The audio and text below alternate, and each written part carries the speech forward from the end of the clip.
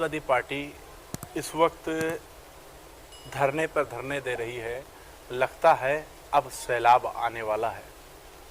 इस मुद्दे पर बात करने के लिए हमारे साथ जो हैं वो युवा हैं, बड़े नेताओं के दिल की धड़कन हैं। अकरम सिद्दीकी जो पूर्व में प्रदेश सचिव रहे हैं, हम उनसे बात करेंगे। सबसे पहले तो आपका स्वागत है हमारे चैनल में। बहुत बहुत धन्यवाद। अकरम सिद्दीकी जी, अब लगातार धरने प्रदर्शन हो रहे हैं। लगता है कांग्रेस पार्टी को देखकर समाजवादी जो है अब काम करना शुरू कर दी। मेरे भाई, शायद आपको अभी मालूम चला है कि समाजवादी पार्टी जो है धरातल पर काम कर रही है, लेकिन समाजवादी पार्टी सरकार जाते ही जिस तरह से धरातल पर काम करना शुरू किया था, और सत्ता में रहते हुए भी और विपक्ष में रहते हुए भी, शायद आप वो दिन भूल गए जब सरकार जाते ही लखनऊ मेट्रो को लेकर धरना प्रदर्शन हुआ था और जिला अध्यक्ष मौजूदा जय सिंह जैन का सर फूटा था। वो भी समाजवादी पार्टी ने धरना प्रदर्शन ही किया था जब एक व्यक्ति की जान जाते जाते बची थी। पुलिस की इस बर्बरता लाठी का सामना समाजवादी पार्टी लगातार करती आई है और करती रहेगी। जनहित के मुद्दे उठाने गए समाजवादी पार्टी कभी पीछे नहीं हटेगी। तो अखिलेश यादव आजम खान के लिए क्यों नहीं मैदान में उतर रहे हैं? सिर्फ ब्राह्मणों के लिए उनको चिंता है और आजम खान के लिए नहीं? शायद आप कवरेज करते हुए और लोगों का इंटरव्यू करते हुए आपको समय नहीं मिलता है और आप विधान परिषद की कार्यवाही पर निगाह नहीं डालते हैं, तभी आप ये सवाल मुझसे कर रहे हैं। क्योंकि क्या स्टैंड रहा, आप बताइए। देखिए, समाजवादी पार्टी का प्रतिनिधित्व करते हुए डॉक्टर राजपाल कश्यप ने, क्योंकि वो प्रतिनिधि हैं, समाजवादी पार्टी के एमएलसी हैं, और उन्होंने समाजवादी पार्टी के ही इशारे पर और समाजवादी पार्टी की सोच को रखते हुए विधान परिषद में आजम खान साहब की रिहाई के लिए बुलंदी से आवाज़ उठाई थी। डॉक्टर कफील खान के लिए आवाज़ बुलंदी से उठाई थी। इसलिए मैं आपसे कहना चाह रहा हूं कि विधान परिषद की कार्यवाही को भी आप देखते रहा करें। लेकिन रामपुर की जनता नाराज है समाजवादी पार्टी से, काफ़ी नाराज है। मेरे सामने तो अभी तक की ऐसी कोई बात नहीं आई कि रामपुर की जनता नाराज़ है।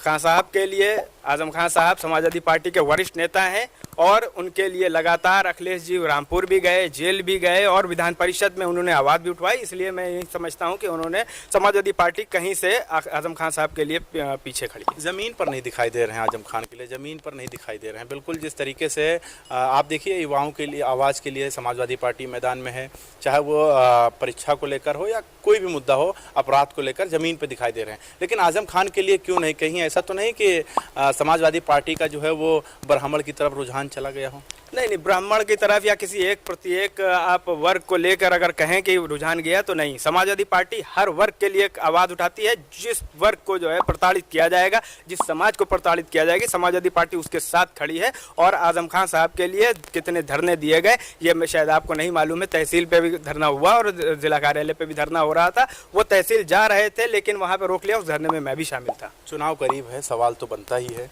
चुनाव करीब है, 2022 ज़्यादा दूर नहीं है, नेताओं के लिए बिल्कुल करीब है। आजमगढ़ से सांसद हैं अखिलेश यादव जी। वहाँ पर सीए एनआरसी पर महिलाएं विरोध प्रदर्शन पे बैठी रही, किस तरीके से बर्बरता देखी गई। लेकिन प्रियंका वाड्रा जी पहुँच गई वहाँ पर, अखिलेश यादव जी नहीं पहुँचे।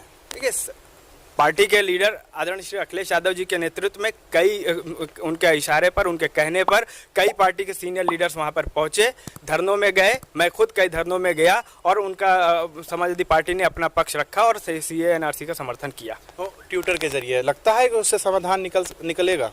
डिजिटल ज़माने में देखिए, ट्विटर एक बहुत बड़ा माध्यम है अपना रोष जताने का, अपना विरोध जताने का। इसलिए आदरणीय श्री अखिलेश यादव जी ट्विटर पे कोई भी मुद्दा होता है उसको ज़रूर करते हैं, उसके माध्यम से अपना विरोध दर्ज कराते हैं। और पार्टी के सीनियर लीडर्स को, सभी नेताओं को इस बात की लगातार वो आदेशित करते रहते हैं कि हर मुद्दे के लिए किस मुद्दे पे कहाँ पे धरना प्रदर्शन होना है, किस मुद्दे के लिए आवाज़ बुलंद करनी है। और सारे मुद्दों पर आवाज़ बुलंद करने के लिए समाजवादी पार्टी का एक एक कार्यकर्ता आदरणीय श्री अखिलेश यादव जी के आदेश का पालन करता है और उनके आदेश का इंतजार करता रहता है।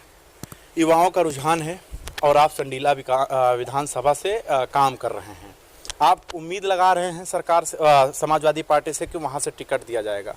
आपको क्या लगता है, समाजवादी पार्टी आपको मौका वहाँ से देगी?